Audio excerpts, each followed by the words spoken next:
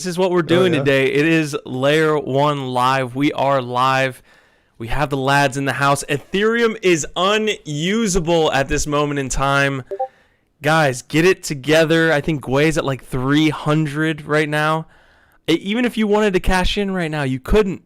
You wanted to get in on that juicy yield, you can't. You want to trade that nice NFT, too bad. Move to a Layer 2.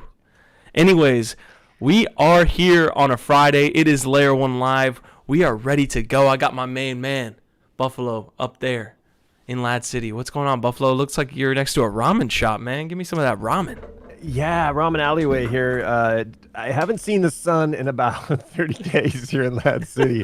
I like to hang out just at night when I'm about to come out and, jump on here on Layer 1, man. We have a crazy show today. It has been a crazy week in crypto. It feels like alt season has started. It feels like there's some crazy momentum going on here.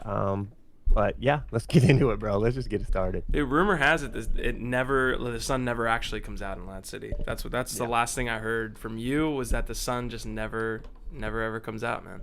You look great though, considering. Well, I tan. That's what I do. I go in the tanning booth. Awesome, guys. All right, we're going to have a great episode here. I see you guys in the chat. Let me give a couple shout-outs. Jack Jones is first. So Loadmaster is not first today. We got Rajiv, we got Ballas, Easy and Crypto's in the house. What an excellent episode and event he held yesterday, Easy Street. That was awesome, the first one that he's hosted. Thomas is saying, don't use Uniswap if you can avoid it on days like these. Just raise the white flag and use a centralized exchange. The amount I spent on transaction fees from using ETH contracts in the last 24 hours is gross. So I don't know what to tell you guys, but listen, this is what you pay for. This is the network effect that I'm talking about with ETH. Come on now. All right, so it looks like there's about 30 of you guys in the house. Happy to have you on this Monday. Make sure you get the episode shared out. If this is your first time here and you're watching it maybe post episode, I'm gonna let Buffalo do his little lads breakdown because and it's not little, it's a lot. It means a ton to me.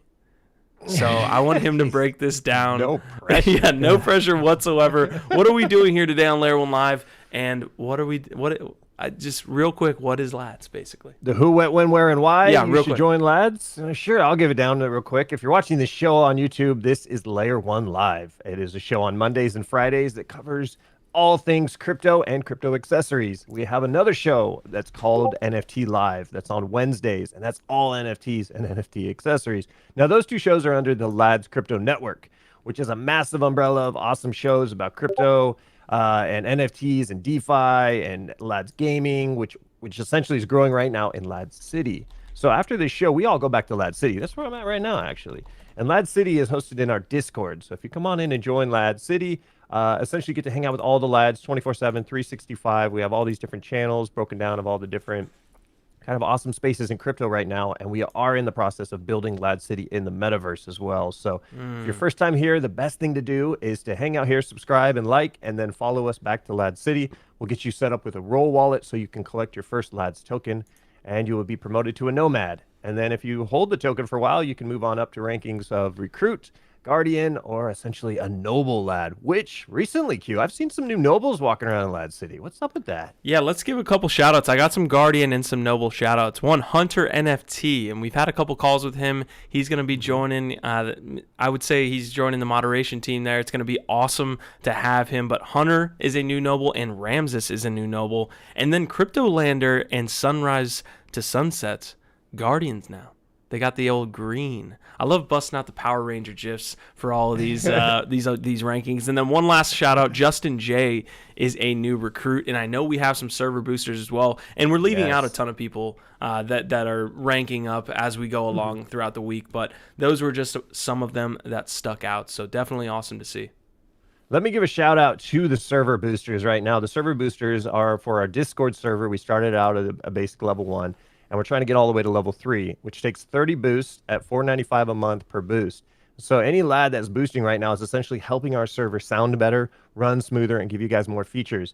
And we have 12 lads that have server boosted. I'm going to shout them all out right now. You got Crypto Buffalo here. We got Crypto Mystic. We got Fishy. We got Flint Savage. We got GB. We got Llama 6666. Shout out to my boy Llama. We got Mushroom Mark. We got the old godfather of lads, Nifty Q here. We got Phasia, Sunrise to Sunset, Xplow, and the one and only Crypto Stacy. Shout out to you guys. Y'all walk around with a pink diamond next to your username. That means you are supporting the server and making everybody else's experience just a little bit sweeter. So we only need 4 more boosts and we get to the top level 3. That means the next Lads Radio is going to sound amazing. Anybody see Stacy around Lad City? He comes in and out. He's with the Based fam all the time, so he stops by the city. You know, he's traveling all around, but I don't know if anybody's gotten a chance to see him lately. I hear his voice from every once in a while, and I'm wondering where you been, Stace. Come on back, man. Let's chat. Awesome, guys. All right, I'm going to get to some of these comments. It looks like Loadmaster's in the house. Scott Harris, Firestone, thank you so much. I know we're going to talk about Bitcoin origins later in the episode. I know it's a kind of a sore subject. Some of these wax drops, and I'm not putting it on wax whatsoever. It's up to each of these projects, but he got me in on some Bitcoin origins today. I told myself, hey, I'm not going to do this, and he was just chilling hard. Sale day, sale day, sale day. And he got me in. I was able to kind of sneak in there. So we're going to touch on Bitcoin origins later. As Modi, regional time of day to you all. We recently just found out that we were saying his name as Modi wrong the entire time. It's actually as Modi. So in order to correct this, we are going to be saying that going forward. So yeah, as Modi. That's one of those unique things, right? Where we see lads for months, and we don't know how to essentially say their username until you get them in a chat in Lad City, which I had the pleasure of talking to Asmodai. Shout out to the Scottish man for holding it down, and he has a great vibe. He's working on a lot of development stuff right now. We brought him into our development mod chat now, so he can essentially work with other Lads developers. And if you are a developer, reach out to us, because we're building a group here of people that have many projects that you can participate in. And if you have a project already ongoing, bring it on here. Let the Lads know about it, because I know some Lads are getting excited with what's happening right now in the space. Yeah, we're going to try to keep this Lads portion short. I know a ton of stuff is going on. We had Easy Street. We had Lads Radio yesterday. We have Lads Game Night tonight. That's going to be hosted by Prodigy. We're going to be doing Among Us. The last time we ran Among Us, we were like maybe a fourth of the size that we are. So it's going to be interesting to see how we fill out Game Night. But there's going to be Lads prizes. We might give out NFTs. We don't know yet. But Lads Game Night is tonight. It is going to be Among Us. That is going to be at 7 p.m. Eastern Standard, which I believe, if Buffalo's going to make me do UTC, that's midnight UTC. Ooh. I don't know. Wow. Off the dome. I'm impressed. Off the dome. Maybe I might even be wrong. We're all going to get on UTC together, you guys. We're going to get our brains to run on one time so Lad City can work nice and smooth, but it is definitely a learning process. 100%. All right, so we got about 40 of you guys in the house. We are going to get to today's episode. We are talking Yearn. Bitfinex paying back Tether. That's some extremely bullish news. ETH is getting adopted, but that's kind of bad for ETH and for everyone that's also, trying to do things on ETH. It's this weird paradox. Awesome, we're getting more people in here. That means it's more expensive. What do you do? What do you do when gas fees are that high? We've got Elon and his consistent love affair with Doge, and we're gonna go on Crypto Buffalo's investment thesis section here. So be ready for that, Buffalo. So cool. Yearn actually got exploited. So Andre caught an exploit early. I believe it took about 35 minutes, and one of the Yearn vaults, they have many, literally hundreds of millions in that protocol. It looks like 11 million was drained, but 2.4 million was actually taken by the hacker. So they worked fast. Apparently they were able to get in front of it a little bit, but not before some hacker was able to walk away with some funds. Quick news. We got Staked. So Staked is a big validator. They got slashed on ETH2. We'll talk about that. LL Cool J. My man, ladies love Cool J, is getting into a crypto fund, and that crypto fund invested in Flow. Did I tell you, or did I tell you, or did I tell you? I told you. You told me. Rise and fall of Arthur Hayes. If you guys don't know who Arthur Hayes is, one of the most enigmatic, the most authentic, the most eclectic personalities in the space. We're going to talk about him. There was an awesome article in Vanity Fair about him. We're going to hit that. Jack Dorsey's running a Bitcoin node. And then CSGO has some BTC, and Buffalo's going to bring you that story. We're going to hit NFTs, we're going to hit DeFi, and then we're going to hit social. There's a ton of stuff to get to, so I don't want to kind of spend all day going over the overview, but a really, really awesome episode. We got about 42 of you guys in the house. The last thing I will say about the lads today, other than some of the awesome meetings that we had this week, we talked with Wax, we talked with Sandbox, we talked with Roll, all great teams. Can't wait to continuously grow what we're doing here, and those teams are going to be able to be leveraged to do so, and we hope we can help them as well. We are moving to new digs on Monday. That's right. You see, we're kind of like on the street. Like Buffalo's been hosting from a street. I don't even know what setup he has. Yeah. I'm getting lucky, man. If there's a car, it's game off, right? I have to get out of on the sidewalk and get out of the road here and then come back. But luckily, no one drives down this alley. Well, the sketchiest of characters are always, there's a guy literally right behind you. I just noticed that there's a guy right behind you. Yeah, no llama. No, the llama. What are you talking about? I don't see anybody. There is one guy there right behind you. But anyways, we're moving to new digs. It's going to be an awesome experience. Buffalo has been getting me into VMix more and more, and I finally am biting the bullet. Although biting the bullet is probably the wrong analogy, because it's going to be such an awesome experience to move Layer 1 Live. You guys are going to see a whole new dig. We're going to meet up in the same studio, and that's about all I'll say about that. So without further ado, like, comment, subscribe. The comment section is right there. Please make sure, it might be left or right, but the comment section is there. The episodes are better when you guys comment along. I mean, I've gone to bigger channels, and their comment section isn't even as close to as active as ours is, with the quality, with the quantity.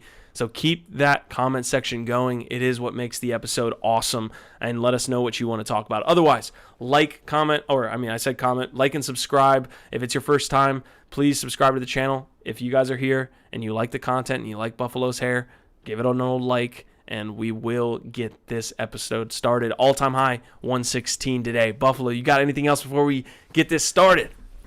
Thanks for the shout out to the hair, man. I've been just letting this thing fly. I'm ready for a tennis match with the headband on right now. I'm in that weird kind of phase where I just can't pull it back all the way yet. But when you guys see old Buffalo and his man bun again, I'll be pretty happy. So let's get into it, man. Awesome. Okay, we got XPlow, we got Coin Hunter, we got Jonathan, James. Jamie is talking about Wolfie. I have no idea what Wolfie is, but I will give a quick shout out to the Wolves of Wall Street .finance, I believe. We need to get that URL, Buff. If you can get me that one. But definitely want to give a shout out. We will be working with them over the coming weeks. We'll drop up some information. They're basically running a DeFi and NFT project, really interesting stuff, where you'll be able to take that NFT and it will act as what they're calling an SFT. It's like a mini DAO, a lot of complex things, but what you should know is it's a standard kind of DeFi project. They're running a sale in the next 2 weeks. We'll be getting you guys more and more information there, and it also comes with some great NFTs. They're doing some really cool ways that they can gamify their pools, almost like in an Alien Worlds type setup. So really cool. All right. Let's see, 45 in the house. We got a Layer 1 Live episode. Scott Harris said it is Friday, and I am having that Friday energy, man. I am ready to roll. I'm out of coffee, though, so I'm going to have to figure something out. Crypto exchange Bitfinex says it has repaid Tether in full. So apparently there was a loan taken out in 2018, upwards to about $1 billion, somewhere around $900 million. And if you don't know anything about Tether and Bitfinex, I don't know what to tell you. There's a lot of conspiracy theories out there. If you haven't watched the documentary Decentralized Deception, you need to watch it. There's a lot of crypto conspiracy theorists out there that believe Tether's printing is not backed by any USD, by any fiat, and led to the last pump. So they went money printer go bird, just like our government, and they were able to pump up the numbers in that 2017 run. And obviously there's an ongoing dispute where the U.S. government is saying, hey, or I believe, let's see if I can't actually get, the New York Attorney General is saying you guys aren't actually, you don't have any reserves to back this, essentially. So the fact that Bitfinex is now paying back their sister company Tether a remaining loan balance of $550 million from the original $900 million, and it's actually closed out now, that's extremely bullish. The fact that you see some things happening with Bitfinex being able to pay back a loan of this size, it means that they're doing super well. It means that Tether's actually taking on some, assets on the books. So there's a lot of interesting things. I'll go through this a little bit more. Crypto exchange Bitfinex said Friday that it repaid its sister company $550 million. Bitfinex told the block that the payment was made to Tether in January and the line of credit has now been closed. Now, this is actually ahead of schedule. It's going on in this article. It also says the loan balance has been paid ahead of schedule, adding that it wasn't due until November 5th, 2021. Bitfinex's financial performance made it possible to repay the remaining loan balance in full and early. So this, any way you cut it, this is a great story. Whether that's, Tether getting some money on the books, whether that's showing kind of the transactions that's happening transparently between Bitfinex and Tether that hasn't previously happened, and then Bitfinex must be doing good if they're paying off this almost a year in advance. So a lot of great things happening over the course of a week here for Bitfinex and Tether. Can you imagine that? A credit line worth $900 million. I don't think I can get a credit line for $900 right now. That is impressive. Power of money, man.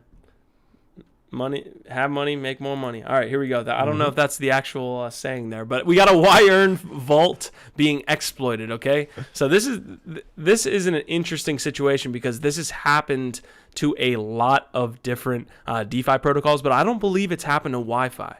Wi-Fi is obviously the flagship. It is the blue chip, although, I can't even say that anymore with the fact that AAVE is completely running, but they offer different services, so we'll keep them in different sectors. Or at least little mini sectors. There's a detailed postmortem that was put out by the community that we'll go through before we touch on that CoinDesk article. We have the summary here. So this occurred This occurred yesterday. It looks like an exploit against Yearn's version 1. This is important because they moved recently from a version 1 of their vault to version 2, and the version 1 actually was exploited. An exploit against Yearn's version 1, Y DAI vault has led to 11 million DAI of vault deposits being lost. Acting in roughly 11 minutes, Yearn security team and multi-sig wallet signers were able to stop the exploit while it was underway, saving 24 million in DAI out of the vault's total 35 million in deposits. By creating exchange rate imbalances in Curve's 3 pool, an exploiter was able to cause Yearn's DAI vault to deposit and withdraw funds from 3 pool at unfavorable rates across a series of transactions. So again, this came through from the community. There were people in Discord saying, hey, look, my deposit's in that specific vault. It's saying that I'm taking massive losses. Andre got on the scene. It looks like at 21:45 UTC. I don't know what that is yet, Buff. Andre notices the complex transaction pattern of a contract that is interacting with Yearn vaults. Yearn security team is called into action, and what eventually is determined to be an active exploit on Yearn's version 1 of YDAI vaults is mitigated 11 minutes later. So it looks like the hacker took 2.4 million. I'm not sure what happens to the rest of that outstanding balance because they say I believe 11 million got drained.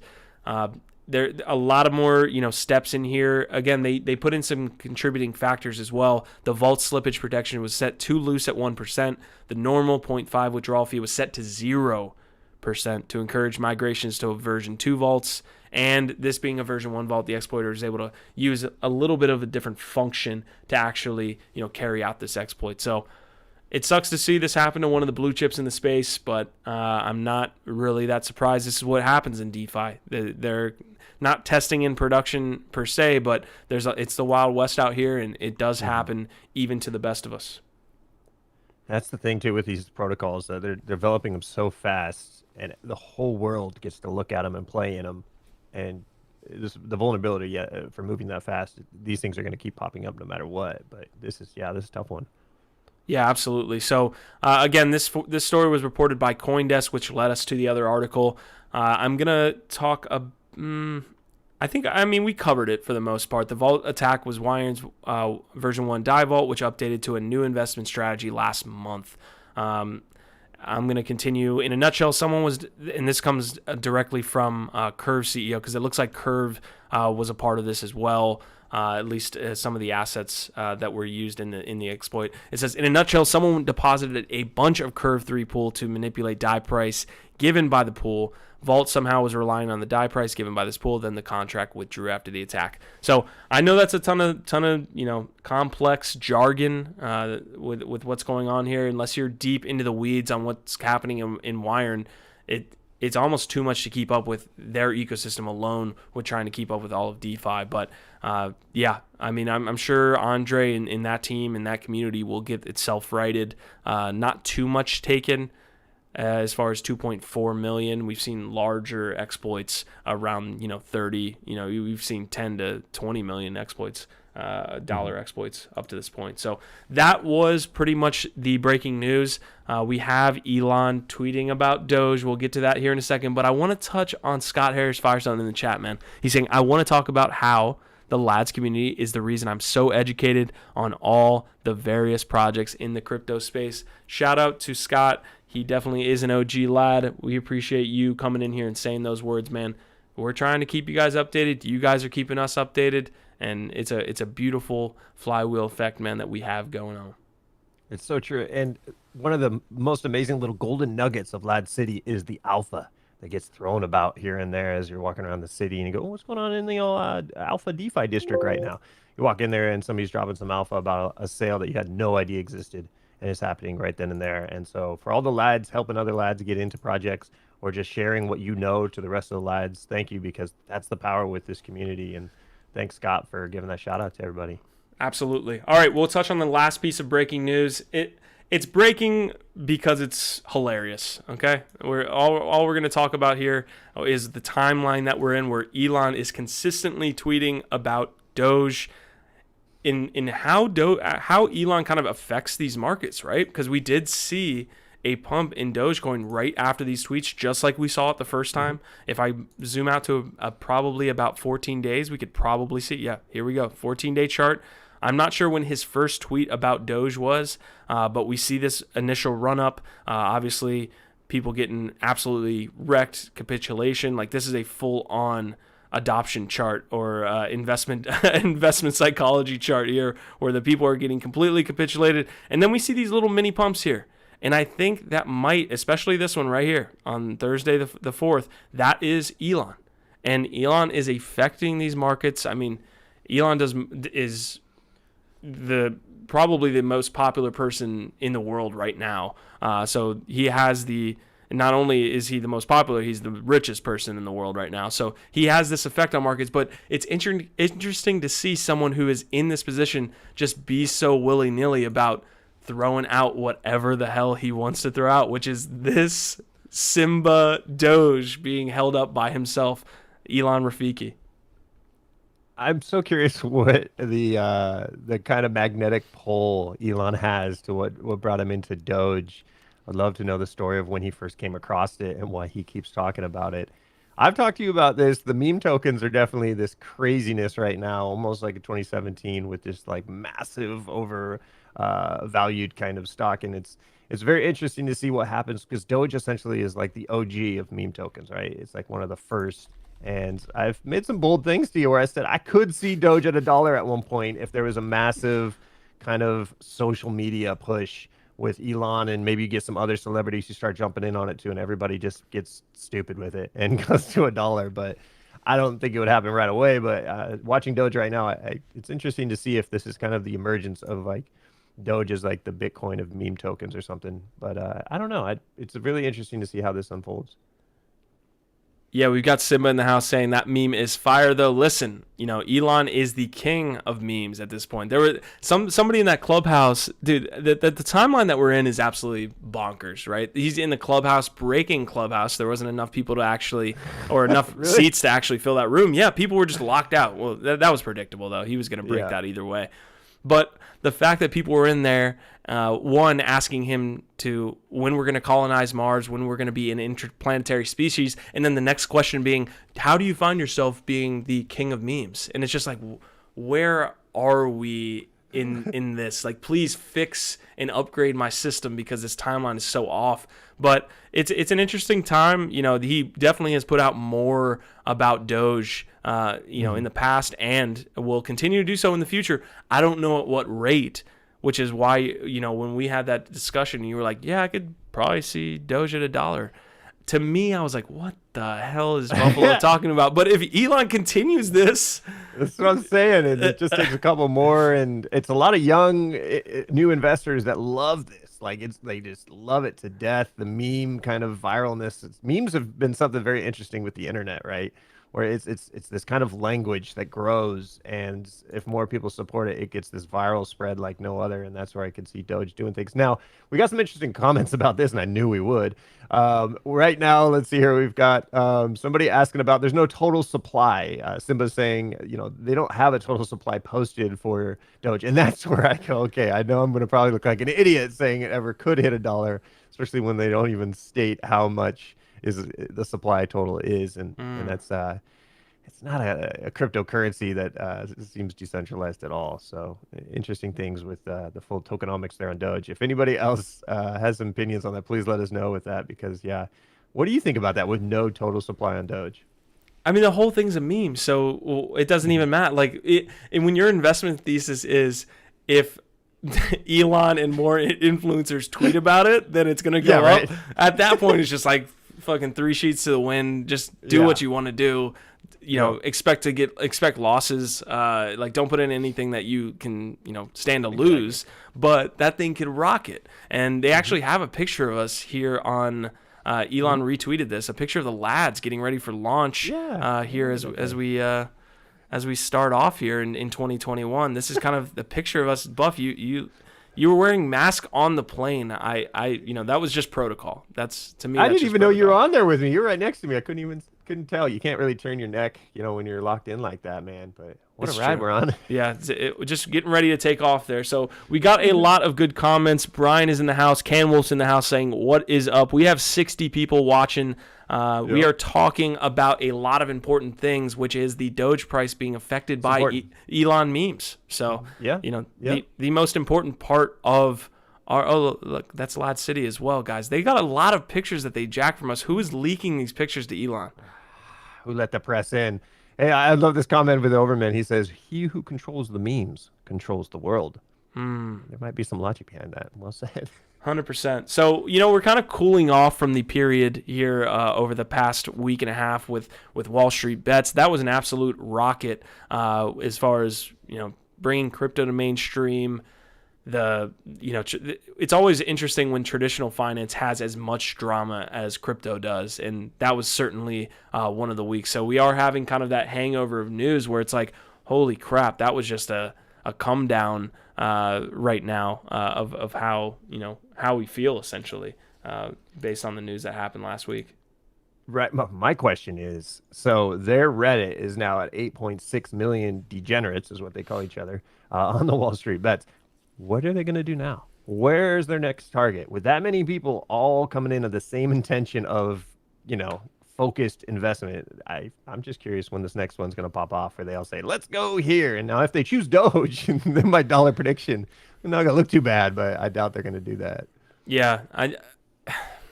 It's such an interesting situation there, because you have the ability to affect crypto markets, definitely, because you have smaller amounts of volume, smaller market caps, where you could really rocket a price. And it'll be interesting to see what the Congress has to say about monitoring these social media sites. We've seen them go directly to Reddit or at least Reddit and a couple others, like, feeling the heat. I know some Discord servers got shut down, so it'll be interesting to see the regulators' response to, hey, how can we manipulate? Maybe manipulate's the wrong word.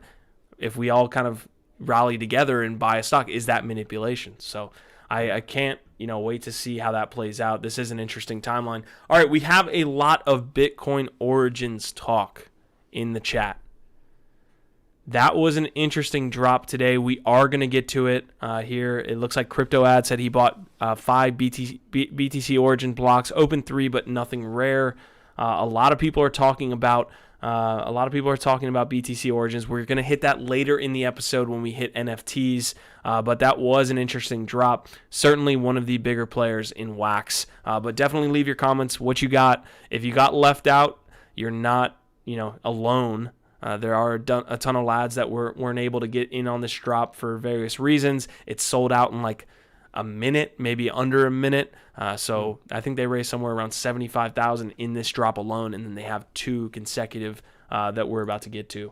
So shout out to Scott again for putting that in the chat this morning. Okay, so we spent a lot of time on breaking news there. Elon deserves a little bit of time. We're going to hit quick news here. The first piece of quick news isn't anything direct other than the fact that Ethereum hit all-time highs. We are in price discovery for Ethereum. Price discovery. Nobody's selling. At least that's what I'm being told. And the only reason they're not selling is because they can't sell unless they're on a centralized exchange, which I'm sure a lot of people are. So that thesis is out the window immediately upon arrival. But we have Ethereum soaring to another all-time high, carrying DeFi and the rival coins with it. I think there was something in this CoinDesk article saying that Polkadot and Solana were being carried along for this ride. Polkadot and Solana, although Polkadot's already, I think, the number 4 cryptocurrency by market cap, those are interesting plays because we see, like, if I go to ETH gas station right now, this is what we got, guys. And this is a little low. I looked at it prior to the episode, and we were in the 240s for standard. So it's almost impossible to interact. Everyone's kind of, I wouldn't say fleeing, but they're setting up their shops adjacent to Ethereum with all these layer 2s. And in the meantime, we see Solana, we see Polkadot, we see a lot of these blue chips taking off. Sushi, Link, AAVE, of which I own none. RIP to me. Throw out some of that. I remember tweeting about AAVE at $26, saying maybe I want to get in here, maybe I don't. It's at $500 now. Stanny is absolutely killing it. Absolutely killing it. Future of France. We're ready to roll, man. We're ready to roll, but Ethereum's in price discovery. We'll see where it goes. The question is, how high does it go? I had a little bit of an inkling that maybe this would be, some kind of, top. Maybe not an overall top, but maybe some type of local top, and I was proven wrong. So we're at 1,700 right now. We're up 30% in just the past 7 days. A lot of interesting stuff. Uni's doing well. A lot of good stuff to be thinking about in the bull market right now. This is alt season. If you don't think this is alt season, and you think that, I have to catch myself, because if you think this is gonna, what's he about to say? I was gonna say, and you can get out. Well, I was gonna say, if you think this is gonna keep running, you're not necessarily wrong, but everything points. I mean, I've got OGs in the space saying like this feels a little weird, but I was saying that 2 weeks ago, and you see where we're at. So I don't know. We see a lot of grayscale, gobbling up ETH. Yep. Does that flow down? Do those profits flow down in altcoins, and how long does that cycle continue? It's all, if we had the answers, we'd be, multimillionaires. We're definitely closer to the top than we are the bottom in this sense, but it reminds me a lot of 2017. And if you look back on 2017, there was this, that alt pop was essentially like a 2-week kind of pop right around January, and then a huge drop. So it's kind of, when it does hit, all season don't last forever, and when it does, it hits hard, and then it pulls back. So it's interesting to know if this is the beginning of it right here. It feels like a big time, and then how long is this going to last compared to the last one? And definitely want to protect yourselves on this. And the gas issue, man, this is something we could talk the whole show about right now. This is something that you have Uniswap, you have all these decentralized exchanges that aren't being suddenly utilized as best because of the gas prices, that people are just not selling or buying because they're not going to spend $50 on gas for $100 investment, right? It's just getting to that point of madness that I'm curious what options are out there. I've heard of Ethereum cash back when you run through different programs, where if you purchase through them, they will actually reimburse you. XY was asking if you could write off the gas fees. all these interesting things because a lot of it's just burning money. We're just burning money right now as we're trying to utilize blockchain. It's madness to me, man. I'm still trying to figure out why is it continually going up as fast as it is, and people are still using it when there's so many other options out there. A lot of projects that have left Ethereum because of that. Well, I know we're all waiting for the next 2.0 here, but what's your thoughts, Q? How long is this gas crisis going to last? I don't know, but I'm happy that some of the fees are actually going to users and stakers. This is, and it is a meme, future of France, future of finance. But when we see all of these fees consistently high on Uniswap and people are trying, even when they're not high, what we see are all of these protocols that exist now as opposed to 2017, those are bringing in revenue. And some of that revenue is going to stakers and owners of that platform. And that's what we want to see. That didn't exist in 2017. So it's totally uncharted territory. I think someone said that earlier. I think Scott was in Lad City talking about, man, I should have been an ETH miner. That's what we should have been like early on in our careers, man. And we should have been like 5 years old writing on the board. I want to be a I want to be a fireman. No, I want to be an ETH miner. That's what I should have said when I was 5 years old, because goddamn. Right. Well, look at this. DJ Wisdom just commented, my kid is mining Ethereum, making $45. $45 a day? Dude, that is a good dad right there. Yeah. Orchid's coming through. DJ, can we please get some alpha drop there? What is he using? Whose electricity is he using? Do you live in Iceland? It's easy up there. You just open the window, you're fine. Right. All right, so we've got Mass Mage adding us here. I remember you saying it was alt season a few days ago. I think ETH could hit 5 to 10K here soon. Huge pump fashion. Mm-hmm. It's definitely pumping. The fear and greed index for Bitcoin is at 81 right now. Last month it was 95. That was pretty high. We had a pullback, and now we're pumping back up again. Last week it was 77, and right now it's at 81. I mean, the last gas crisis I was in, y'all, was in 2008 when I sold everything and I bought an RV, a house on wheels that ran on gas. And that was April 2008. When I hit the road, about 2 months later, gas shot up to over $5 a gallon. And when gas goes up, you can't move as fast. You can't go as far. So that's what's happening right now in Ethereum. And I'm getting flashbacks of back in 2008 gas crisis. This is craziness, y'all. Good Lord, man. I'm looking at the charts right now. There's a lot of great comments coming through. Keep it coming, guys. We got about 60 of you in the chat. Explain. No. You know what? Don't explain Cardano to me. Don't explain Cardano. We're moving on. We're moving on. This is an absolute crazy altcoin fest. Uniswap is at $21. EOS is seeing a pop. That's nice to see. Yeah.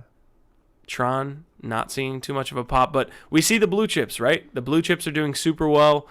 I think there was a Flow comment there. I kind of pulled it up there for a half second. Flow is doing super well. One interesting thing, we didn't have this on we didn't have this on the actual dashboard, but Flow has some interesting mechanics, right? With the coinless staking and a lot of the staking that's going on. That's the only circulating supply that's being added is through staking, right? These unlocks, the large unlock doesn't come until I believe October. But as far as the week-to-week staking, you're getting rewarded for staking on CoinList or Kraken or all of these things. It's interesting to see the price be affected by when that's distributed, which is early in the week. I believe it's Monday or Tuesday. So what we've seen from Flow at this point is staking rewards get sent out, price dips over the course of a week as we're getting closer and we're farther and farther away from that distribution from those staking rewards. Price goes up. Staking rewards get distributed. Doom. It's interesting to see that cycle. Yeah. And, this is not investment advice, but I have been looking a little bit at that cycle based on the staking rewards. Man, Binance is killing it too. BNB. Yep. Okay. All right. We'll move off. Continue those comments, man. I love the ETH comments. Again, blue chips. Sushi is doing super well. AAVE is the king. Chainlink is doing amazing.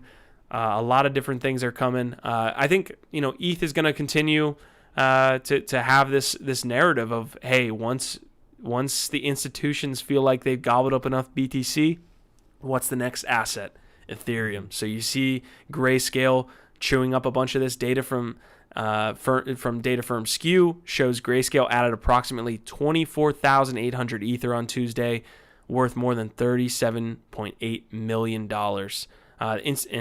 This comes from Ryan over at Bankless. The institutions are buying Ether, and they're just getting started. So listen, the ETH guys know how to run with a narrative, so take that for what you will. But it makes sense that ETH is going to be the next up when it comes to institutional, and it's going to continue going down the line. That's the way this works. Not investment advice again, but yeah, we will continue running.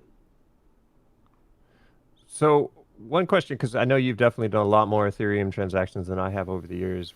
What do you do when the gas is as crazy as it is right now? What's your play on that? Do you just back off and not do transactions? Is there a certain time that you in the day you look at, or is it so crazy you just hope to God that it's not as bad as it is when you need to make a move on Ethereum? Yeah, I mean, well, first of all, man, when it's going up, you count your blessings there. Because when it's going up and you can't cash out, well, boo-hoo, you got more money.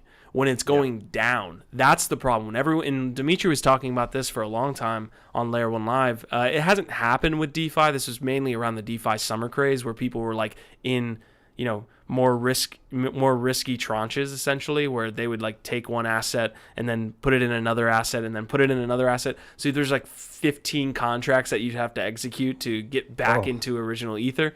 If that happens, where you have this like spiraling effect in ETH, maybe you have, I don't know, whatever triggers a drop like we saw in March. And if you have that happen and you're that deep in DeFi, well, good luck, man, because you're going to lose all those profits trying to, transact all of those back into original ETH. So that would be my first comment there is thank God it's going up and you're stuck. But my idea is just I think DJ said it, ape in, bro, pay the fee. That's the deal.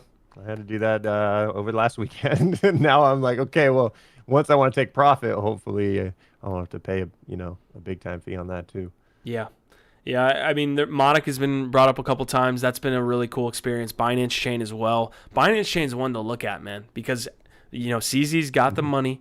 They've got the team. They got all of those check boxes checked, and they have a layer 2 solution. So, what's happening here? It's gonna be really an interesting thing to watch. I believe Binance is at like $60-something at this point. My goodness. So, guys, we got about 60 in the house. This is what I need from you. If you are a lad, if you are in Lad City, get into Lad City. Let them know we're live.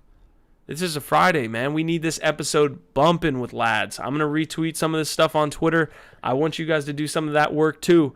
Get everybody in here. Let's have a good Friday before we do some game night later tonight. All right. Next piece of news. We got to run through this because we're spending way too much time on each of these pieces of news. So my bad on that. All right. It looks like Staked, an infrastructure provider for Ethereum 2.0, but a lot of other proof of stake nodes and proof of work, proof of stake networks and proof of work networks as well. It looks like Staked was hit with a expensive slashing situation, and one of the biggest slashing situations since I believe 2020, like early 2020. So it says Staked said it had learned an expensive lesson after 75 of its ETH2 validators were slashed on February 4th from staking pool as punishment for producing competing blocks. Basically, when you're getting slashed as a node operator, that's just a slap on the wrist, essentially. Whether that be expensive or not, we will see. But it looks like the company will pay the penalty of 18 ETH, which is around $29,000, and their users will not be affected. But this was interesting. Basically, what happens when I believe there was a situation where they signed 2 blocks. An unanticipated reaction to configuration changes caused several nodes managed by Stake to restart in error, leading them to incorrectly sign a second version of a previously signed block. This introduced the potential split for the Ethereum chain. So we had a potential split here, a potential fork, which obviously was never going to have any type of important consequences. But Tim got on the horn, I guess. It looks like there's a quote here. We attempted to scale up the number of beacon nodes to get better performance. The performance gains we achieved weren't worth the additional risk we inadvertently added. I guess by trying to ramp up their infrastructure, they lost some of that robustness. So that quick piece of news there. Interesting to see one of the bigger staking providers get slashed. Usually you see that on like smaller node providers. Yeah, right. I haven't heard that term slash before. That's a common term now for just cutting off nodes for acting up? Yeah, pretty much. So they basically like slash the rewards that they would have received because of that. Ah, okay, yeah, Awesome. gotcha. Overman saying Megacube's giving me arthritis. GB saying we're tired from Megacube, so they're sleeping. It's layer 2 and sidechain season coming soon. Agreed. Mass Major saying I'm excited to hear about the Logan Paul NFT, considering he spent $2 million on Pokemon cards recently. Also, but Buff's been getting me on Mr. Beast. I'm not a big YouTube channel follower when it comes to that. I'm a big Dr. Disrespect guy. I'll watch him all day long. But it's interesting. All these influencers, man, they're just gobbling up a lot of these assets just to be sold on stream and things like that. So, man. A lot of good stuff. Ooh, CryptoLander saying OpenSea on Modic Network. That would be amazing. That would be amazing. Okay. Let's see. Okay. LL Cool J. Ladies love Cool J is starting, or not starting, but he's part of an investment firm. Looks like North Island Ventures has announced a crypto-centric VC fund, and it's backed by Paul Tudor Jones and LL Cool J, one of many. It's just not them two guys like sitting in a room. But it looks like the new crypto-focused venture firm will include joint efforts from Glenn Hutchins and Travis Schur, who apparently is involved with Digital Currency Group, which is the company behind Grayscale and CoinDesk. Interestingly enough, it says the fund has already invested in Dapper Labs, the company behind CryptoKitties and the Flow blockchain, and Axelar. I don't know what Axelar is at all. A project looking to facilitate communication between different blockchain networks. I mean, if they started this fund and the first thing they invested in was Flow at the private sale rate, amazing start for you guys. You guys are doing really well, and it's good to see Ladies Love Cool J in the house. Is that what the LL stands for? Yeah. Dude, I never knew that my whole life, dude. You dropped some alpha on me right now. Lady, it's about 20 years too late, but I know, I'm so embarrassed, but I was just sitting here like, what? I never actually thought what the LL stand for. Yep. And we are seeing more and more celebrities get in. Obviously, social tokens are a big thing that celebrities are getting interested in, like we're going to talk about with Logan Paul here in a second. He's doing some NFT things. So social tokens and NFTs, adoption layer for crypto, that is going to be the case. Okay, this was one of the coolest stories that I read in the past week. I got passed this by my buddy Mike, who I guess was able to, I don't know where he originally got it, but this comes from Vanity Fair, and it's about our man Arthur Hayes. So you see Arthur there. Now, Arthur is the founder or co-founder of BitMEX, a derivatives trading exchange, and one of the largest exchanges from the time in 2016, I believe, to about 2019 when they started to come under fire from regulators. And this basically takes us through the initial story of Arthur founding BitMEX with a bunch of two different guys. I gotta make sure I get their names correct. Might take a second to get it. Let's see. We got Sam Reed, and we have Ben Dello. So all three of these guys are now were at once in custody. I believe Sam Reed was taken into custody. I believe Arthur Hayes is still wanted, as well as Ben Dello is also potentially over the course of the next 6 months while the regulators decide what they want to do.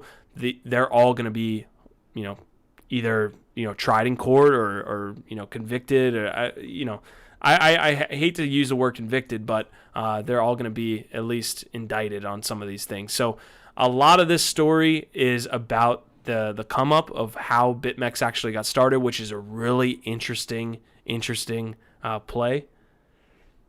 And it also goes into kind of how and why they fell awry of regulators, which primarily the reason that this, at least the way that this article is being laying out that narrative, is Arthur Hayes and how he decided he wanted to go about the AML, the KYC, and kind of the narrative that he was pushing of, the U.S. shouldn't be at least the regulators, the SEC and everything, the big financial institutions, these guys shouldn't be running, the financial institutions of our world, right? They shouldn't be running the infrastructure of our entire world. And when you swing at the king like that, you have pushback from these people. So that's kind of the idea, right? He was poking the bear a little bit.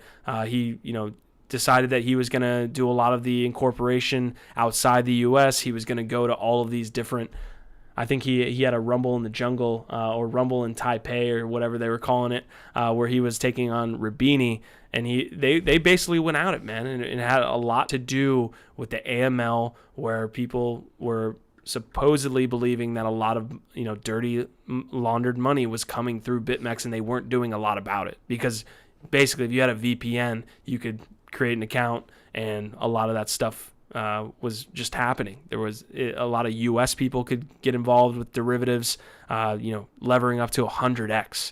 And so it's, again, a long article. It's really hard for me to sit here and break it down for you guys, but there is a lot of good information. If you read one blog post or one article or one story here over the next week, definitely dive into this. It gives a good insight into the rise and potential fall in BitMEX. They've seen a massive drop off since the authorities came after them and arrested Reed, as well as Arthur's still out, and he's in Hong Kong, and they won him. So there's definitely an interesting thing that's still going on with BitMEX. But it's interesting because Arthur, like I said earlier in the episode, is one of the most enigmatic. He's one of the most authentic leaders that we have in the crypto space, and he really took a Wall Street bets type mold. And this was back in 2016, 2015, saying, screw US regulations. Why should we, bow down to these guys? And that's quote unquote, that was used by him in this article. Why should we bow down to the powers that be in the US when we should be creating the new financial infrastructure future? And he got kind of screwed for it because he was outwardly against these guys. So it's a huge article. I'm going to get to some of the comments that you guys got. There is another side of this, right? BitMEX definitely wrecks a ton of people. The reason that they're even popular to begin with is because they started to offer leverage that was 5 times their competitors. So you could go up and lever up 100x longs, 100x shorts, whatever you got to do on BitMEX, and people got wrecked and people lost a lot of money. There's claims that there was laundered money or they were kind of keeping some money in on the back end. A lot of interesting things from this article, but in my opinion, I hope there's more transparency from BitMEX, because there's a lot of claims that they were doing things behind the scenes to wreck the people that were on their platform. But as far as protecting those people from using 100x, everyone should have that opportunity. If you want to go to the casino and lever up that much, it should be your opportunity. But that's what the regulators are kind of saying is the problem, that we should be protecting investors. Well, I don't really agree with that. I agree with Arthur's take of everyone should have options, and those options should be by consenting adults, essentially. So I know that's a long spiel. It was an awesome article by Vanity Fair, so definitely check that one out. It sounds like it needs its own little mini documentary. I know with the Mount Gox, kind of craziness. I've watched a couple little mini documentaries about that whole thing. There's just so much that probably went down that needs to be told about it. So definitely documentary material for sure. 100%, man. If I can get if there's ever a documentary about Arthur Hayes, I'll be the first one in line to watch that. All right, so that was pretty much it. I think we had some good comments coming through. One, Oh My Coins is saying LL Buffalo. And then he's saying that's how Tone Vase says it, BitMEX. Mass Major saying the Federal Reserve is a private company, so is the Bank of England. Oh My Coins saying good long read for the weekend. Mass Major saying corrupt money will make its way into the system no matter what the government tries to do. Fact is, the cartels would rather have cryptos than have barrels of cash in a field. And he's finally saying problems with barrels of cash is farmers, rats, and the money actually rotting. So not surprised they're using crypto. So interesting conversations we're having. Appreciate you guys stopping by. We got 70 in the house as we move our way shortly into NFTs, DeFi, and social tokens.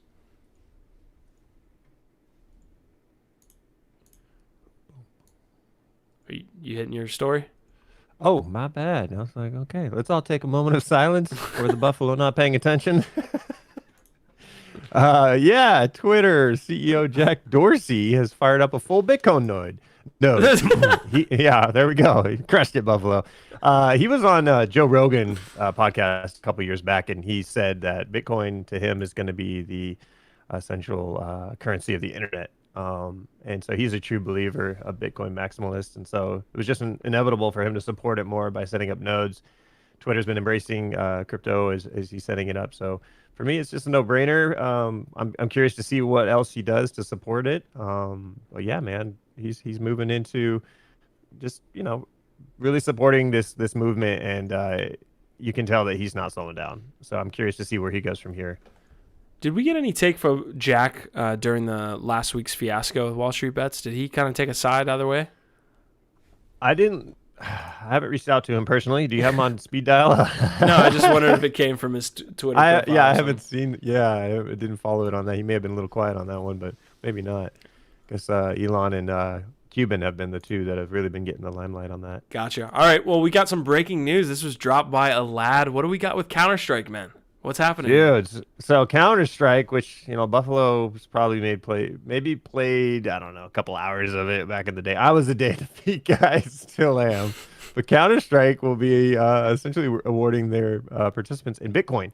So starting to emerge this week, the Bitcoin startup Zebedee will launch the first servers for popular first-person shooter Counter-Strike that will infuse its technology that allows users to earn small amounts of Bitcoin based on their in-game performance.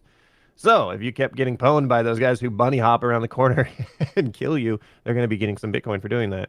So all you CSGO fans out there, celebrate good times. Bitcoin is now immersed in your game experience. That's awesome. Amazing. Where is it going to go from here, man? Right? I feel like if I get into Bitcoin gaming gambling scenarios, that's right. Like I'm gonna be like frazzled and 3 a.m. in the morning. My girlfriend's gonna leave me and all that stuff. So I'm gonna probably try to monitor my usage of things like this. We talked about this because me, you, and Fishy were playing Dave Defeat on Monday night or Tuesday night. I can't remember exactly which night yet. And I think I even mentioned, can you guys imagine getting rewarded in crypto for going on a killing spree and be like, killing spree, and all of a sudden you see like a multiplier of like Bitcoin that gets deposited in your account for going on a 10-0 run or something. It's getting more and more like Ready Player One, where you watch some of those like battles where people were literally investing in that moment to try to compete with other people for crypto.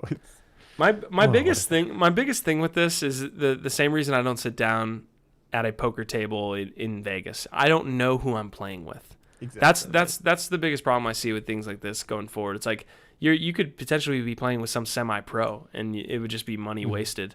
So they definitely have to figure out some interesting reputation system that they can work with going forward with things like this, because otherwise you're just losing your money before you even hop in the server. That is a very good point, and I've been pwned many times when Texas. I know you laugh when they say pwned. Like, did that word like get like retired years back? I just wasn't gotten the memo about it. I don't know. The elite hacksaws are using that a bunch, but anyways, we are far down a rabbit hole here. Where we go. Let's pull ourselves back up and let's move on into NFTs, the next fun rabbit hole that everybody loves. Awesome, man. Awesome. Let's see. GB is saying, yeah, I agree. You could be winning, and then a sniper comes in and takes it all. Yeah, there's a lot of use cases here. Okay, so that was quick news, guys. We're going to touch on NFTs here. We're going to hit DeFi, and then we're going to finish out with social tokens. I'm going to take a quick peek at the market really quick. Yep, still up, only up. This is what we do here. Only up. All right, so we got Logan Paul. And there's some interesting things. I'm a little nostalgic on some of these Pokemon collectibles that have popped up over the past probably couple of years, where they're becoming in fad to open these on like a YouTube channel or something like that. But it looks like ahead of his Mayweather fight, Logan Paul is creating Ethereum NFTs. So this goes along with I believe like a pack opening / sale that's going to be happening. That's not NFT based, right? A total of 36 booster packs of Pokemon cards. So easy, guys. It's not NFTs yet. And 44 NFTs will be sold with a minimum bet of $10,000. So basically he's using the NFTs to incentivize people who bet that don't end up winning the packs. Paul will personally open each pack before sending them to the winning bidders. YouTuber Logan Paul will auction off a series of artworks in the form of non-fungible tokens as part of his upcoming Pokemon box break, according to a press release. And again, he's working with Bondly Finance. This is one of the first times I've seen them talk about, them talked about. I'm sorry. I haven't heard of Bondly, but certainly there's a lot of business to be kind of mucked around in when it comes to bringing influencers, bringing celebrities into NFTs and social tokens. It looks like he's going to be opening $2 million worth of Pokemon First Edition packs, and he's looking to potentially get more out of that investment by having people bid on those Pokemon packs. So, interesting stuff. Go ahead. There's some great comments right now. Masked Mage YT is saying, I watched his Pokemon video, so I know a little bit about the story. Each of those Pokemon boxes is like 300 to 400,000 in real life first edition boxes. James Jeffel's like, hot damn. 300 to 400K in real life. Okay, so we should see a lot of massive bidding on the channel. Not a big fan of the Pauls, guys. I don't know if Jake Paul, Logan Paul, not really my vibe. I'm not really like a fuckboy type of, channel fanboy thing. Like that's not my kind of shtick. No? If I want to follow that, I'll follow BitBoy. All right, we'll be able to do that. Okay. So, all right. So we are continuously going through this. Thank you for some of the information there as well, Masked Mage. We will be following this. It is interesting to see more and more NFTs get into this stuff. Celebrities get into this stuff like NFTs, right? We'll see that with social tokens. We just talked to Roll about some of the creators that are. I'm not going to drop any because it's not my place. I want to. Yeah. But I feel like we can't. Yeah, we're not going to drop those, but there are a lot of different celebrities that are coming into this space. Again, it gives me that feeling, this is what happened last time. But there's a lot of different reasons why it won't be the same as 2017 and 2018. So good stuff from this guy. Logan Paul is obviously a huge influencer. The more eyes on NFTs, we're growing. You're the NFT, man. It's going to happen. So I don't know. We have some comments while I get to the next story here. You can hit some of those. It looks like Easy just hit on a comment. I don't know if you want to read that off, Buff. Yeah, Easy says, I'm heading out to have an afternoon with my son. I'll be listening in the car for a few. And he's going offline. Easy and Crypto hanging out in Costa Rica, living the Pura Vida. Great show yesterday. His first premiere of Easy Street in Lad City. It essentially it's kind of like a townhouse or a round table kind of meeting with everybody who can come on in and have conversations. We got to listen to some new lads that actually opened up and chatted in Lad City, and that's what it's all about, hearing from you guys directly. It really strengthens the connection between us. Awesome. We also got the info that Llama has only ever smoked once in his life. That was a big information drop there when he was telling his life story. All right. Yeah. So we got them. We're going into hash mass here. We've got a $640,000 set. Oh, he's right there. He's right behind you. Smell it. Llama, did you take another hit? Where you at? All right, so I got this story pulled up. There's two parts of this story, right? We're going to talk about Hashmass and the artwork that's being sold. We're also going to talk about NFTX. This was dropped in Lad City. It was also sent to me a couple days ago that NFTX was creating index funds for Hashmass. So basically, someone could invest in the price of Hashmass in total without holding it. This is we've talked about fractionalizing NFTs and the financialization there of NFTs. Ad nauseum. So I'm not going to go into that, but there was some interesting things that are going on there that I'll get to in a second. James is saying if musicians have social tokens for exclusive shows, that could be dope. James, do we have a surprise for you? Yes, that is going to happen. This is what we're experimenting with with Lads on the Layer 1 Crypto Network. We're going to eventually have exclusive offers that are only available to the top holders in Lads as far as content's concerned. It's that simple. And, that will go down the line to, more and more musicians, more and more artists, more and more streamers. TSM, 100 Thieves were mentioned earlier. All of these teams, or at least some of those gamers within those teams, they're going to have their own social token. And those social tokens are going to be used as utility to get more access to that guy. So maybe you're, you got Nade Shot's social token, and you can go see the 100 Thieves compound. That would be awesome. I'm a big 100 Thieves guy. I'm a big nade shot guy, so definitely would love that. So let's see. That is going to be where it heads. We got Mass Mage saying, do you plan on holding your hash mask for a while or selling? I believe I'm going to set it to like some ridiculous amount. I believe I got some weird pop up there, but I believe hash masks are going for like 2 to 3 ETH average at this point. I'm going to probably set it for some absorbent amount, maybe like around 8 to 9 ETH. If someone really likes the piece that I have, go ahead and get it. But otherwise, that guy's going to stay with me. I love what Ronan was talking about with these immutable canvases. I don't know if do you remember him talking about that, where like you kind of not burn the piece, but you do something interesting where only one digital picture can ever be shown within a frame. Like literally ever. Like that, the frame is designed so that when you put something in there, it like burns something or does something where only one thing can ever. So I'm interested to do that and have like real life, and even more so without the immutable frame or whatever it was called. I want to put up more of my NFTs in my actual physical meat space for sure. Interesting stuff, man. Awesome. All right, so we've got this most expensive Hashmask artwork. It went for about 420 ETH. Shocker. The NFT community is spending an exorbitant amount on a meme, basically, to say that they're going to spend 420 ETH on the artwork called Sex. Features a couple of mystical parts and is now owned by collector Danny. So this was interesting. Hash masks, I've been getting a lot of good information from some lads on the inside on who could potentially be behind a lot of these things. Dapper Labs has been thrown out. There have been some connections there to people who are very heavily involved, or at least early on. You can check their wallets and see that they were heavily invested in the CryptoKitties market and now are trading hash masks.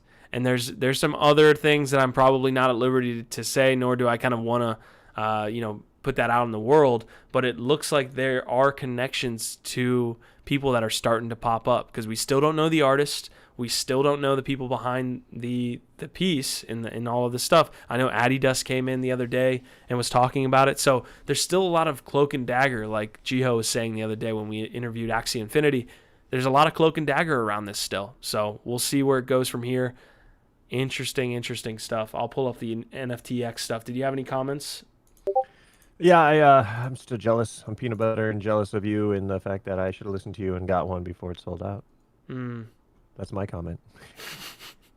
Amazing. Okay, so we've got how to become a Hashmask liquidity provider. All right, NFTX. If you don't know, they're basically creating index funds of NFTs. So you could provide your NFT in this example. You're providing your Hashmask, and you're getting a token out of it that you can then use potentially on different DeFi protocols. So maybe you could provide your Hashmask. You get a certain amount of. Is that you see something, Shep? See something in Lad City, Shep? Get him, Shep.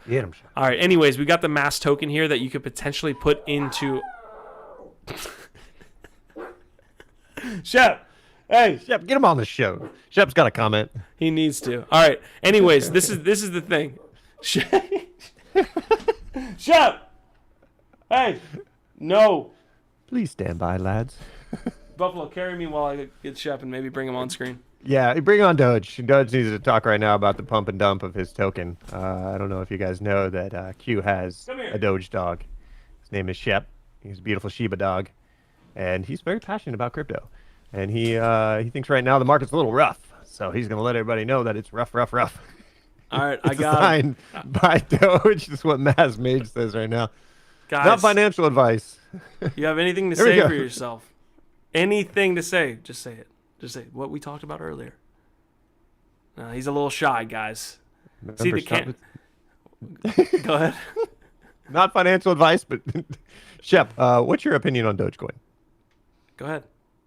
Listen, he's making all the noise when he's over there, but when he's in front of the camera, you know what? I'm gonna clam up, guys. That was his first couple times, so Expo is saying sell. Sell Doge. Saying sell. All right. So let me get back to this story real quick because it is interesting. And the big thing that I want to talk about here, other than the idea that, which I think is awesome, that you could use Mask, I believe, in Sushi Swap, actually. So you can actually start to get more utility out of holding your NFTs. That's the idea.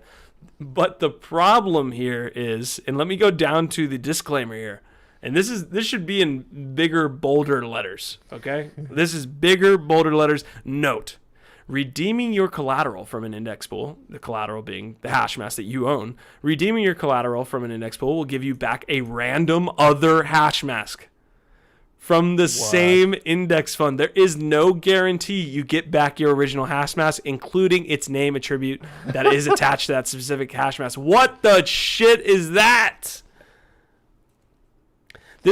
So basically what this is going to be is like this index pool of the shittiest hash mask that you've ever seen in your life. And they're going to potentially, hopefully, try to take out a better hash mask when they get out of this pool. So this is, but this is my question: does when NFTX does these different pools like CryptoPunks and CryptoKitties and all these different things, is that the same process?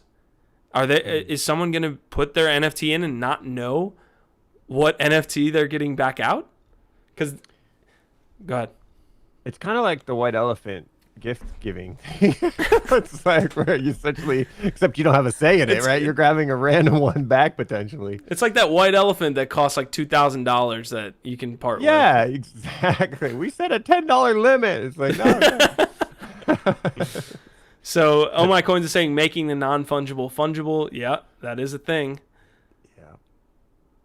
You gonna do it? What's your thoughts on this? No, hell no. I'm not doing that. If I had a huge disdain from my hash mask, like maybe I just hated it. Maybe I didn't like it whatsoever. I definitely would put it in this pool. Maybe if I just don't see how any type of NFT that you actually value, if this is the process that is happening in all of their index funds, that anyone is going to do it. Now, that being said, a lot of people have medium to low quality NFTs that they would be fine saying, look, I'll spin the Russian roulette, see what happens. So not sure exactly, what's going to happen here, but it looks like they're doing this with hash masks. You're able to kind of have that mask. But I want to, again, make the point about financialization of NFTs, these financial services, these DeFiing of NFTs. It's going to be awesome for us because it's going to start getting the market more liquid. It's going to start getting live price feeds for NFTs. It's almost impossible to place like specific prices for certain things. If I told you, Buffalo, what your land is worth in Sandbox right now, what would it be? I paid 10 ETH, so I'm guessing it's probably worth half that now. And you're guessing, right? What you have with the ability to DeFi, add like financial, products and things like that, you would have the answer. You would be able to go onto the site and say, okay, there's an index fund of Sandbox land. All of it's fluctuating at this price. It's being traded here. That's the price. So that being said, non-fungible things have different features. So how do you then attribute that index fund to, I guess you would just say on the higher end? I don't know. There's a lot of different rabbit hole talk here, but it will bring better price discovery for a lot of these products that we trade in NFTs right now. Huh. Interesting stuff. Yeah, Chris Tuttle's saying it's basically a re-roll of your hash mask. Right, yeah.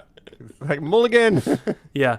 I didn't look into the actual sushi pool here. There's a sushi pair apparently. So I'm not necessarily sure how lucrative having Mask as a token that you could then use to farm and do different things in DeFi products, how lucrative that is. So if any of you are using that, if any of you are doing the old re-roll and trying to, figure out if you could DeFi your NFTs and put it in and fractionalize it and all that stuff and put it up for collateral, let us know how your experience is so we can disseminate that to the community. All right. Story of the day here from the NFT space. All right. Bitcoin Origins, super popular. sold $75,000 worth of their, I believe, 1 megabyte blocks. I'll go to buy blocks here. Sir, I'm not a robot. Looks like that block was mine. So we've got $25 USD, 3,021 were available. Again, that's going to be about 75,000 at current price of wax. A lot of people couldn't get in here, and I want to get some comments. If you guys took part in this sale today, what do you think about the whole process? I know we already had some comments saying that sucks, that the site broke and I couldn't do this, couldn't do that. It's still an issue right now. It's still an issue. So I was able to get in. I bought 3 of these blocks on the open market, which I'll pull up right now. I'll pull up Atomic Hub. They're doing really, really well. I think I was able to flip mine for about $130. Original was $25. So that kind of tells you where they're being sold at. I'll try to bring up some sales history, but let us know what you guys did as far as these blocks and things like that. And if you pulled any nice cards, that's a whole other thing. If you pulled any nice pieces. Dallas is saying this was better than Atomic for me. Looks like I remember Xpro was saying, yeah, he had issues with the server crashing. Some people were able to get 5 and some people were able to get none. That's always fun. Yeah, I'm interested in this, man, because originally when this first launched, the price for that, I guess the prices that these blocks, these 1 megabyte blocks were being bought up for were like super volatile. It was like someone was purchasing it for $215 while another was being listed for $150, and it just didn't make any sense to me. It looked a lot like market making, but it looks like it's settled down a bit. You can see a lot of these 171s, 169s. It's just it seems more congruent now with all of these prices that you see. But obviously there's some pieces going for a lot of money here. We got 115, we got 92, 173. It looks like is the kind of price. See, here we go, right here. Why is someone paying 200? I guess for the 39th mint blocked. That makes sense. Maybe I need to look back at that. But you can kind of see a floor here for the price of the megabyte blocks, which is almost, what, a 7x? Something around 7 to 8x. So congrats to everybody that got in there at $25 and was able to flip these. If you're holding these for long term, awesome. And then obviously shout out to the Bitcoin Origins guys. They continue to keep killing it. So that's the idea here. So explain real quick with those blocks. So those blocks are essentially, if you bought that, you could open it or you could just sell it with it not open, and you don't know what's in there? Yeah. So as you can see, here's what I was able to open after a long period. I wasn't able to get in initially very quickly. I was still able to get my blocks. I sold 1 block and I still have 1 left. But when I went in to open this, the front end broke and all that stuff. So I had to wait about 30 minutes till something actually showed up, and there you go. So that's the idea. I don't know what is the BTC, what is the Bitcoin Origins token for those of you that are in there that are loving what we got. Yeah, Brian also made a good point. They're pre-minted, so it didn't matter the fact that whenever I purchased it, it was already pre-minted. That's the idea. So, but I do want to know what this Bitcoin Origins token is. But go ahead, Buff. What was your question? So you still have one that's not open? Yes. What's your plan with that one? I don't know. What should I do, guys? Should we give it away to the lads? Oh man, that's a lot. I shouldn't have put that out in the world. Shit. Now you guys are gonna live right now. Check. Is this on? 77 of you guys in the house. Thank you for joining today. This is Layer 1 Live. We're talking all things crypto. We are in NFTs right now, though. We're talking about this Bitcoin Origins drop. Let's see. You can redeem that token for a special release card later, Q. Woo! Brian saying hodl. Tokens may have a future use. And I am Iron Man is saying I should definitely give this away. I'm shocked that he said that. I'm absolutely just blown away. Ooh, should we put it in the vault? Mass Man. Ooh. There it is. Yeah, there it is. Mass Mage with the win. All right, this is going into the vault, boys. This is going into the vault. Let's see.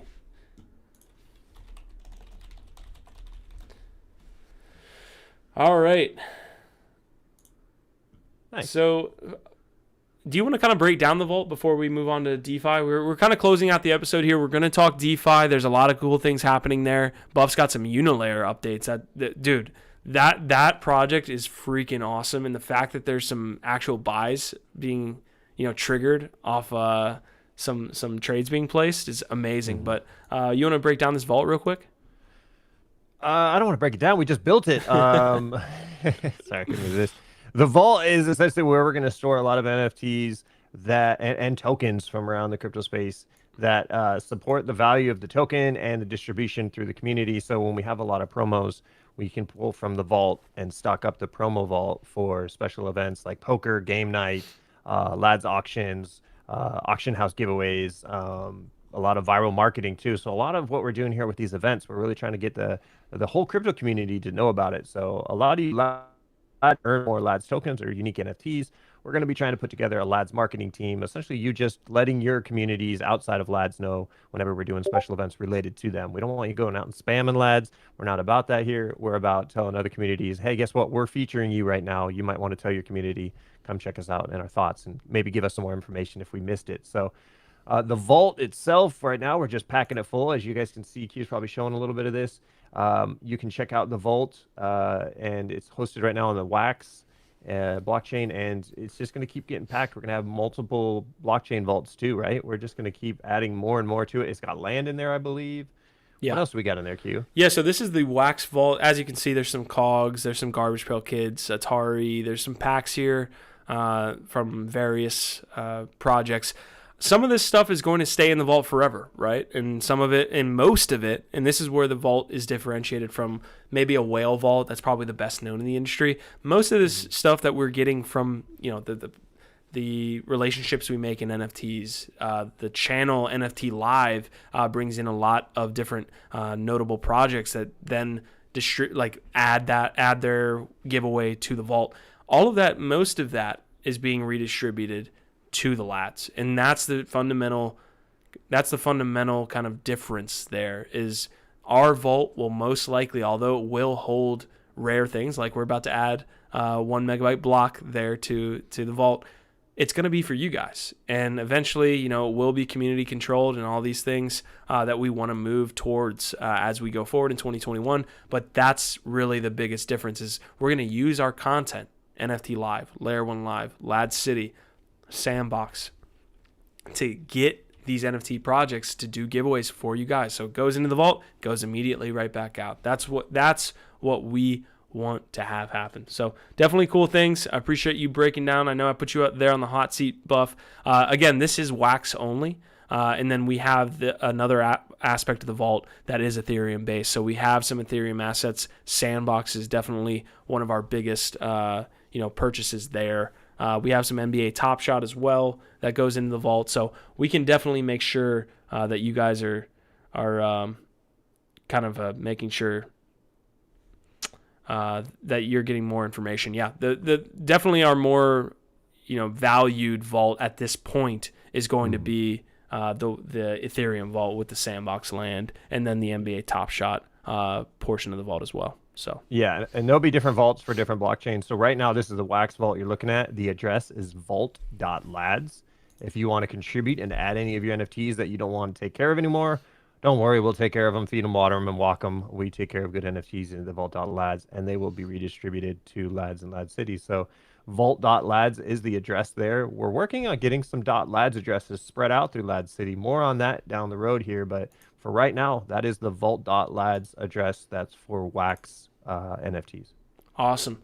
All right, great comments coming through. We appreciate all of the support, and yeah, we will continuously be filling that vault up with giveaways as well as long-term holds that will be able to continuously increase that vault exposure and all those great things that go along with being in the NFT space, man. It's going to be a fun time.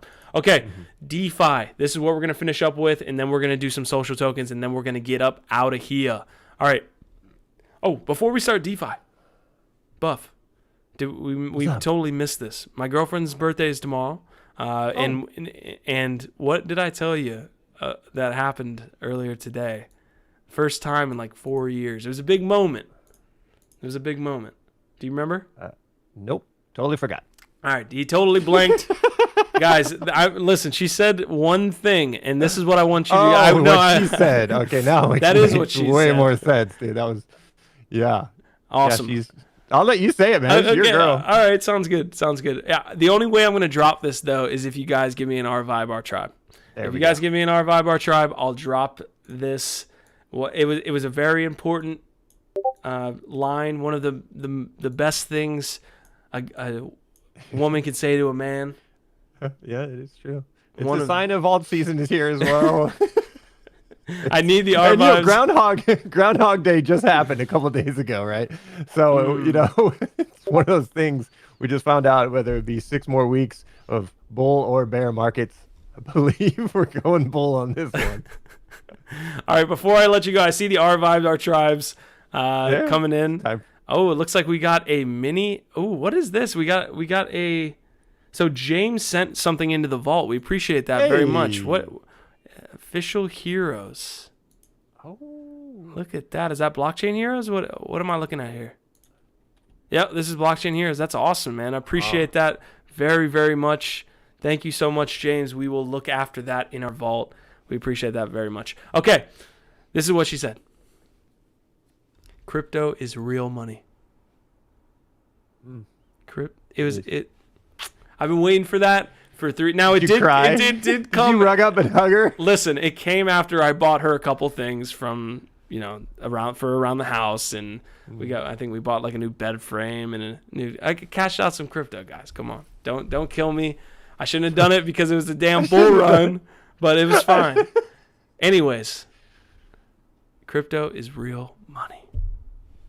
Had to add that in there. Okay, the last piece, or let me get DeFi started here as we move on. AAVE's king, and while I'm not an AAVE, and it pains me every day when I open that chart and an AAVE is like reaching new all-time highs by like a factor of 2, we are hitting a point where it's just an absolute unicorn. Yeah. It's total value locked, I believe, and this is old. This is February 4th, 4.96 billion. DeFi Pulse shows AAVE's total value locked at almost 6 billion. So we have a lot of different things happening with AAVE here. It is becoming an absolute unicorn in the space. Stanny is an amazing guy, first of all, so it couldn't have happened to a better founder. But I mean, and I'll pull up the trading view as well. I mean, it's just on an absolute tear. $515, it's almost $6 billion locked up in total value. Everybody recently found out Cubans holding a bunch. Yep. They say, remember the 5th of November, and that is because that was the all-time low of AAVE at $26. That's 1,837.5% up from its all-time low. Congratulations to every one of you AAVE holders. Well, let's even look back at ETHLend, right? ETHLend was the project that was AAVE before AAVE. And if we go back to the Lend token price, all-time low on the Lend token price. Are you ready? No. Okay, now I am. I don't think you're ready for what I'm about to tell you. A third of a penny. Wait, what? All-time low for ETHLend is a third of a penny. So AAVE made the transition from their token Lend when they did that rebrand. So $26 was actually the price when it made the transition. So it totally doesn't even look at the price of ETHLend. Like, my God. Woof. Wee. Up and away. Yeah. Oh, there's some good comments coming through. I appreciate all the R Vibes, R Tribes. It looks like Simba said, yes, you can spend my paycheck on new tools. Ahmed saying AAVE to $3,000.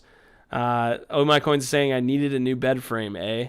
And there's some interesting different comments in there. Holy, How dare you! Greta making an appearance per user. Isn't Greta in jail yet? Yeah, that's why she took a second to come in. All right, 88 of you guys in the house. Good to have you here. We are looking at AAVE and crying our eyes out because I do not hold any AAVE. I'm looking at the 1 hour chart here. 514. All-time high is going to be 542. Absolutely blows my mind. Rolling out different products. Can definitely play the narrative really well. Abenomics is something when they switched to Abenomics, I believe it was around that $26 price, and it hasn't stopped since. So not much of a breakdown. Again, I'm just not big into Aave right now. I wish I was. I'll probably be saying that when Aave is $3,000. But you know, we'll definitely make more time to cover what's going on with Aave here over the next years to come. Basically, we see a lot of, you talked about Mark Cuban. Grayscale, it says right here in this article, it says Grayscale recently filed for more than a dozen altcoin trusts, one of those altcoins being Aave.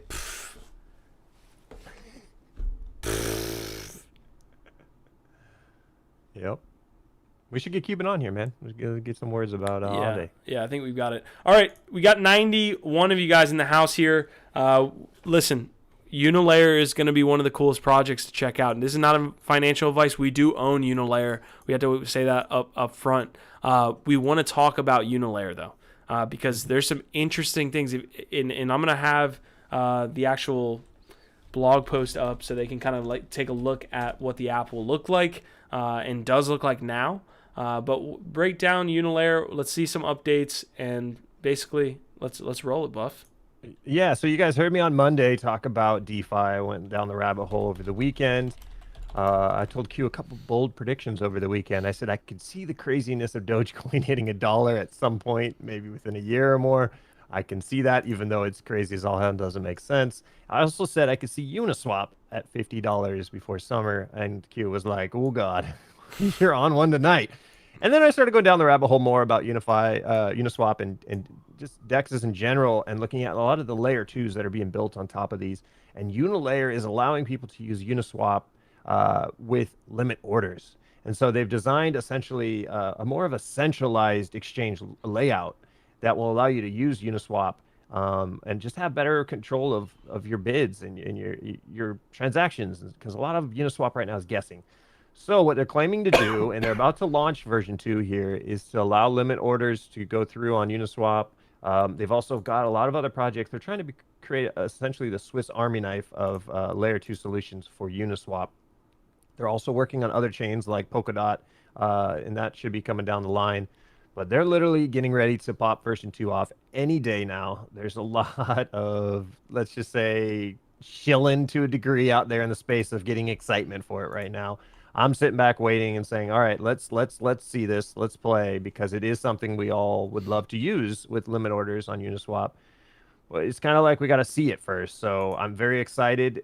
I thought it was going to happen this week. It's looking like it might happen next week at this point. But go ahead and take a look at Unilayer and see if it's something you'd be wanting to actually use first. There's some great white paper stuff on there. They just launched their new website to kind of break down more of just, getting it out. It's very new. It came out last summer. They had some issues with their first launch of the launch pad, which was Bitfinex, and so they've had to kind of restructure just a certain layouts on it. But I haven't used it yet myself. Me and Q are both invested in it because it definitely seems like a utility that's going to be needed during this DeFi craziness right now. That if gas issues can be under control, that's the biggest thing I look at with this, is what happens if gas just keeps going. Like, how are people going to be able to utilize Uniswap and Unilayer and all the other Ethereum exchanges that are just, you're spending so much money to get in and get out, that's the one thing I see with this, where I'm like, this could be amazing, but at the same time, how easy is it going to be able to work with the gas? I really want to reach out to Jiho. He's the founder of this. I've been talking to him in Telegram. He is interested in coming on the show and talking about this. He has done some marketing about 5 months ago before they launched, and they've been in production so much now that hopefully you can get him on here to hear from him exactly. One of the main questions I'd ask him is, how does this change, how much gas you're using compared to using Uniswap, and just all the different functionalities. They got staking there. They got a thing called flash staking, which essentially is getting you rewards daily. So you can pop in and out of staking and get Ethereum in there. And so their model it's attractive, but at the same time, we're in that prove it mode for them. There's been a lot of talk, and now it's time for them to walk and show everybody. So version 2 should be popping out any day now. Go ahead and take a look at that, and we'll see. Yeah, I mean, the biggest thing that we talked about was leading in to the fact that you can place limit orders on like Uniswap's interface, and they should like everything else is the 1%. 99% of their focus should be on making sure that that's a seamless situation. We've seen a lot of DeFi projects actually do the gas back and things like that. Maybe they can work out some token economic modeling. That's way out of our wheelhouse, but there's some interesting things, but they should lean into that. And you actually told me that the first couple of limit orders started getting hit, right? That's right. Yeah. So they started a Telegram group as well. That was like follow to get alerted when there are limit orders on Unilayer that's going through Uniswap. And at 4 a.m. this morning, my time, they started popping in. So I guess that's a sign that they're getting ready to launch this here in the coming days or in the next week or so. But yeah, for me, I'm kind of I got my entry point on it, and I'm just kind of sitting back and seeing what happens. And definitely, the whole market right now it's crazy. I feel like there's a lot of momentum. This is a momentum play on my end, to be very transparent about it. Is as I started finally looking into DeFi, I was like, wow. Okay, I see where everything's going. You saw it with sushi and 1inch. If this can even be a percentage of that based off of just the fact, like you said, limit orders. If they can just focus on that and make it smooth and easy for people to use, they're going to get a lot of people wanting to utilize that right now. Now, if there's issues with placing a limit order and then gas is fluctuating so much that these limit orders don't go through, that could be an issue. So that's where I'm really curious to get Jiho, the founder of Unilayer, on here to explain a lot of the advantages and things that maybe people just don't know enough about yet for Unilayer. So we'll see. Very excited though. So it's on the Ethereum network. The one thing I kind of want to just touch on before we bounce out of it is when you're doing the limit order itself, you're doing the contract at the time that you do the limit order, and then it executes, and you're not paying a gas fee then, right? You're paying the gas fee. That's what I would think. Again, I haven't used it, so I don't know exactly how they do that. I haven't placed a limit order myself, but once this does come out, I will test it and see how it goes down. Okay. Awesome. All right. I mean, listen, when you told me about it, it was all guns ahead. Being transparent, my entry price is, I believe, 56 cents, guys. So you have a chance to get in below the Q Master here. I don't know why I just called myself the Q Master, but we're late in the episode, so it doesn't matter. All right. You're going to regret that one. All right. Please do not cut that up and use that at any other point. Yeah. All right. So, okay. We are out of DeFi. Not much DeFi news. We touched on Yearn getting exploited earlier. There's a lot of cool things. We will end the episode here talking about Seed Club. Now, Seed Club is pronouncing itself as the Y Combinator of crypto creators. So basically what we have here is an announcement of cohort 2. They essentially they accept applications of projects like Lads, smaller projects that I can see on here, but there's definitely some bigger ones as well. And they bring them into the fold, into Seed Club, where they have a bunch of different creators, bunch of different kind of consulting services there, where as they come in, they get to, leverage all of that experience. They get to work with these people to make sure that their social tokens are being launched correctly, and they get to leverage all that experience. So you can kind of see the rundown here. We've got, some group in Axie. We've got a lot of different digital artworks and NFTs. We got Week in Clubhouse, Ampled, Patreon-style platform for music that's co-op, collectively owned by artists and workers, Global Coin Research.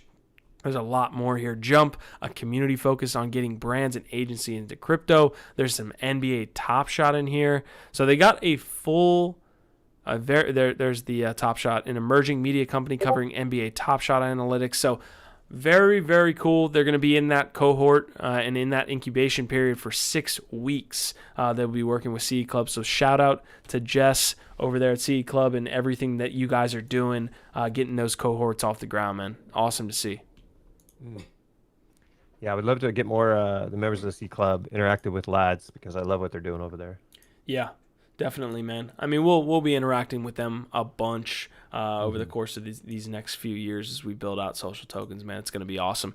Okay, let's touch on the last comments here that we have. We're closing out the episode, guys. I'll make sure to get your lads ready, and we will continue to move on. We got game night tonight, so a lot of cool things happening. But do you see any comments that you want to hit before we kind of get out of here? I mean, we got good vibes all around. People asking, he said, what do we got here? Sometimes it's hard to jump in and out of these. Crypto is real money. That's still trending, Q, as your girlfriend has admitted finally that crypto is real money. I think you both need to get tattoos because that says crypto is real money. Or maybe lads. Can she get what did I just call myself? What did I just? She needs that. I gotta tap that Q? on her. Yeah, something like that. Q Master, not Master Q. Yeah, Q Master. Master Q. Awesome, guys. You can see we are fading. There are 82 of you in the house. What happens at 100 minutes into the show? Listen, I would agree with that. It's about, it's an hour and 45 minutes. We made it all the way through. You guys made it all the way through. We appreciate you sticking along with us through Lad City. Buffalo's going to close us out while I get this earn code ready. He's going to tell us about everything that's happening this weekend, basically, which is game night and, I believe, poker night. You want to break those down? Yeah, for sure. Q is about to drop a LADS token link. If this is your first time on the show, we release LADS tokens every time we go live. And so he's going to be dropping a link here in the comment section. If you click on that, it's not going to do much unless you have a roll wallet set up in order to claim those LADS tokens. The LADS tokens support the LADS community, which is a LADS crypto network of shows that range from Layer 1 Live, which you're watching right now, along with NFT Live on Wednesdays, and LADS Radio that happens in our Discord, and a lot of other shows down the pipeline. So he's going to post that link here, and if you click on it, you're going to get some free LADS tokens. And so this weekend, we have some fun things coming up. Today, later on tonight, we've got game night, which will bring a lot of LADS together to play Among Us. Last time we played that was a couple months back, and I don't think we packed as many people as we could. This time it might get a little packed, so we'll probably rotate around to make sure everybody can participate and vote Buffalo out into space, which seems to be the trend there. And then tomorrow you can beat old Buffalo at the tables. We got a Texas Hold'em poker tournament with a lot of LADS tokens and NFTs that will be up for the top finishers, and that is run by our LADS awesome lad XPOW. So that will be happening on Saturday, and then Sunday is Super Bowl Sunday. Now, if you were listening to LADS Radio yesterday, you would have had a moment to place a prediction of which team you thought was going to win and what the score would be. The closest person to that prediction, or if somebody hits it right, will be winning a secret prize. They already entered, so you can't enter now. I'm sorry. The only way to enter is to have listened to LADS Radio, and randomly at certain times throughout LADS Radio, Buffalo just starts contests. I don't even know what I'm doing half the time, but I always honor them. If you win, you're going to win. What you win, well, only time will tell, but that will happen on Sunday as the Super Bowl thing. So right after the game, there will be awarded a winner of the closest or on point with the predictions there. Who do you think is going to win on Sunday for the Super Bowl, Q? Chiefs, they got a dynasty. They're too fast. They're too fast, but going against the GOAT, who knows what happens? So the GOAT, man. Yeah, we got Brady all the way. We've got some comments about poker night. 5 spots are remaining in Poker Club. XPOW's asking me if I'm going to make poker. Am I going to be able to make poker on my girlfriend's birthday? I don't know. I think there's something. Probably but not. Crypto is real. Tell her crypto's real money, and there's crypto on the line.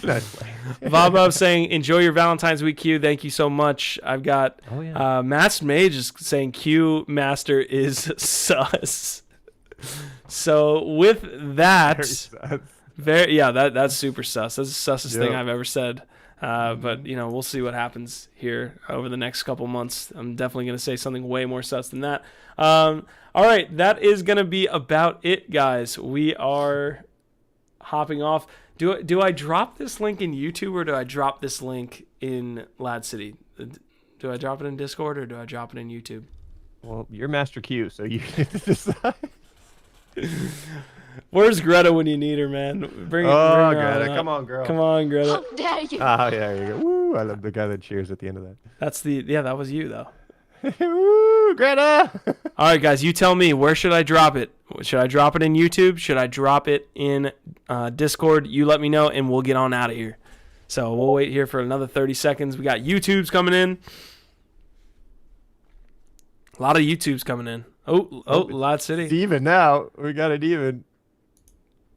Yeah, Brian's coming in saying there's only 56 likes, man. Let's get some more likes in this house. Xquad dropped a hot meme for Q in Lad City. When Mr. T is replaced by Master Q. Oh God, this episode went off the Twitter. rails. I love that. Release it on Twitter. Okay, all right.